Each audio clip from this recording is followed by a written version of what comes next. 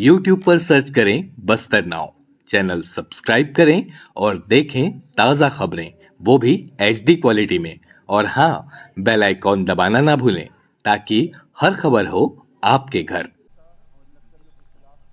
छत्तीसगढ़ में सरकार बदलते ही लगातार जो पुलिस के जवान हैं, जो पुलिस है, वो नक्सलियों के प्रति अभियान तेज कर चुकी है। ऐसे में माओवादियों के आधार वाले इलाकों में लगातार पहुंच रही है। उन इलाकों में किस तरीके से घटनाक्रम होता है, घटनाक्रम होने के बावजूद किस तरीके का मंजर रहता है, वो हम आपको दिखाने की कोशिश करेंगे। नमस्कार, मैं भरत दुर्गम हूँ और आप बस्तर नाव देख रहे हैं। बस्तर नाव में हम बस्तर की बात करते हैं। आज वैसे इलाके की बात करेंगे जहाँ पे पुलिस और नक्सली की मुठभेड़ हुई। उस इलाके पे मुठभेड़ हुई जब 2021 में 22 जवानों की शहादत हुई थी। उसी इलाके पे अब पुनः कल कैंप स्थापित होने के पश्चात जिस तरीके से पुलिस और नक्सलियों के बीच में मुठभेड़ हुई, उस दरमियान जो 3 जो जवान हैं वो शहीद हुए। शहीद होने के पश्चात 14 जवान घायल थे। बहरहाल वो तो विषय है, परंतु घटना होने के बावजूद जहाँ पे घटना होता है, जहाँ पे मुठभेड़ होती है, मुठभेड़ होने के पश्चात वहाँ का मंजर क्या होता है, वहाँ की हालात क्या होती है, वहाँ की स्थितियाँ क्या होती है, वहाँ की परिस्थितियाँ क्या होती है, आप देख सकते हैं।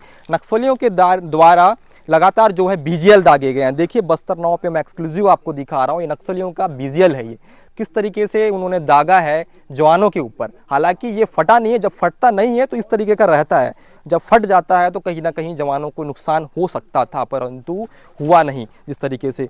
और वहीं अगर बात की जाए तो ये वही बीजीएल है जिसको माओवादियों ने दागा है।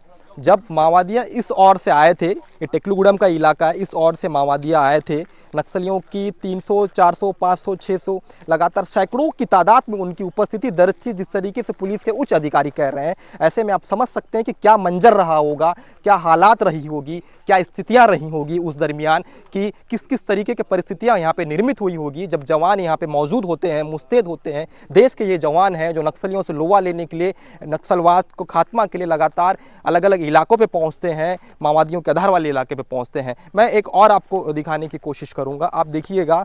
ये पूरा जो इलाका मैं आपको दिखा रहा हूँ, ये ग्राउंड से जो इलाका है, यहीं पे मुठभेड़ हुई। तो जब बीजीएल दागा गया नक्सलियों के द्वारा, तो जब बीजीएल नहीं फटता है तो वो देख सकते हैं कैसा होता है।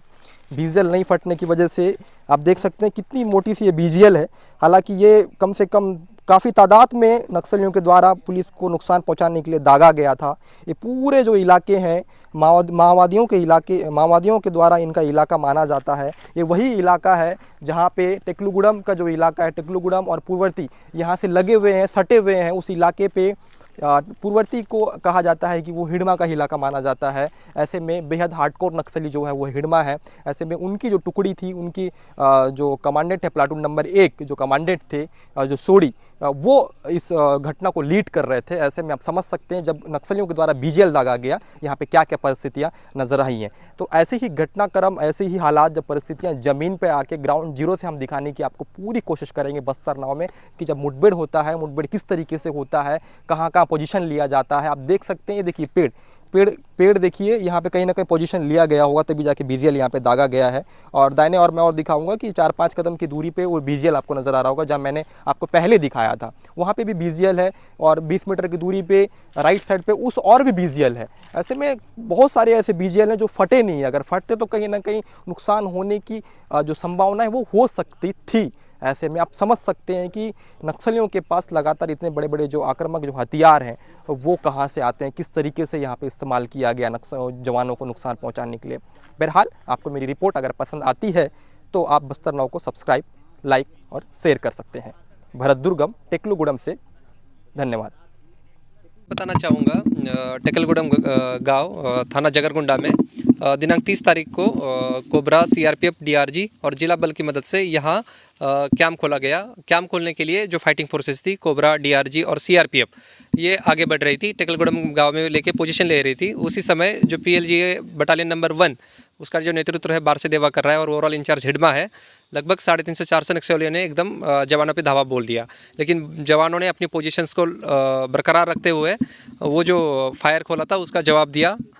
लगभग 4 घंटा ये फाइट चली। नक्सलियों द्वारा बहुत सारे बीजीएल, फायर, स्नाइपर द्वारा अटैक किया गया। जवानों ने भी उसी तरह जवाब दिया। लगभग 8 से 10 नक्सली उसमें मारे जाने की खबर है। इस मुठभेड़ में हमारे 3 जवान शहीद हुए हैं और 14 जवान जख्मी हुए हैं। सर, इस इनकाउंटर अगर आप मेरे चैनल पे नए हैं तो बने रहें और सब्सक्राइब करके बेल आइकन दबाएं ताकि बस्तर नाव की अपडेट आपको मिलती रहे।